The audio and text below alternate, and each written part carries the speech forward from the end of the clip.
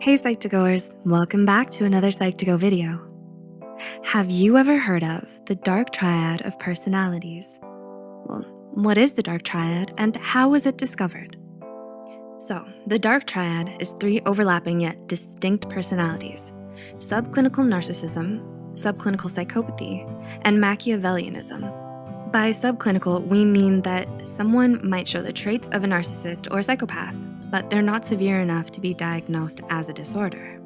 In 2002, Delroy L. Palas and Kevin M. Williams at the University of British Columbia did a study on whether these 3 personalities were identical by comparing the 3 personality traits of the dark triad with 3 other psychological aspects. They found that the correlation patterns were very different and concluded that psychopathy, narcissism, and Machiavellianism were indeed distinct. So, what's the difference? Narcissists tend to have a large sense of self as they feel entitled and superior to those around them. Machiavellianism, on the other hand, tends to be more manipulative and selfish, and psychopaths are more insensitive as they lack empathy for others and act without thinking. They are all associated with varying degrees of deception, questionable morals, and self-interest, but what they do have in common is disagreeableness. It's also thought that there is a relatively high genetic component to all 3 personality traits.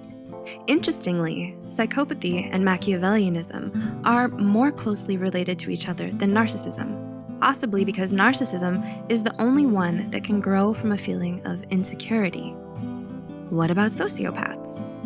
It's easy to confuse psychopaths and sociopaths, so you might be wondering, why aren't sociopaths included in this list?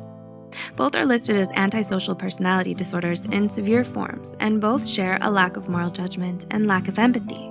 There are, however, a few things that distinguish the 2. Psychopaths are likely to be pathological liars, and they rarely feel guilt since they do whatever they have to benefit themselves.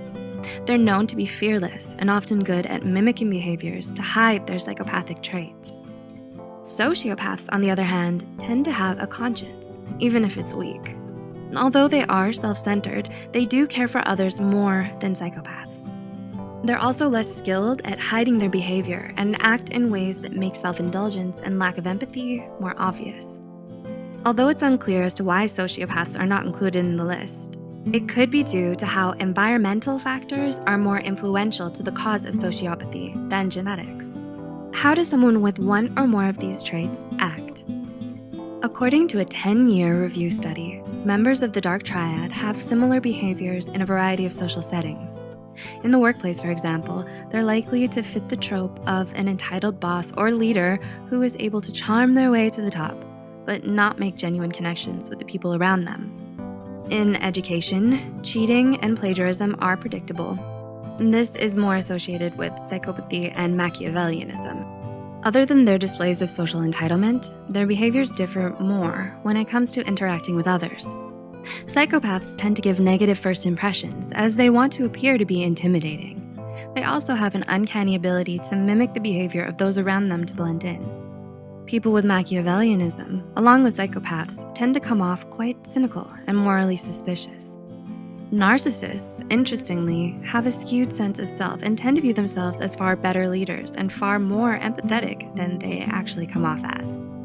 Where do we go from here? As you've seen, recent research has made it possible to distinguish between the dark triad of personality. But what does it mean moving forward? Researchers have started to look into the function of the dark triad in the business world, how these personality traits relate to the ability to maximize profits. Psychiatrists have also looked at how the dark triad are more vulnerable to addiction disorders. There are even studies that look into the relationship between the dark triad and affective disorders such as depression. We hope we were able to help you understand and distinguish the different personalities of the dark triad. If you're interested in learning more on each of these personalities in other videos, let us know in the comments below. If you found this video helpful, be sure to like, subscribe, and share this video with those who might benefit from it. The references and studies used in this video are added in the description below. Thanks for watching, and we'll see you in the next video.